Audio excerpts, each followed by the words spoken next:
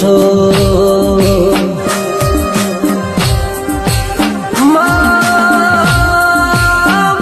જેને મજૂરી ખાતર મલખ મેલ્યો હોય એ જેને ઘરની જવાબદારી ખાતર ભણતર મેલ્યું હોય એ જેનું ખોવાઈ ગયું હોય તારા સિવાય બીજું ખોળનાર મળે નહીં.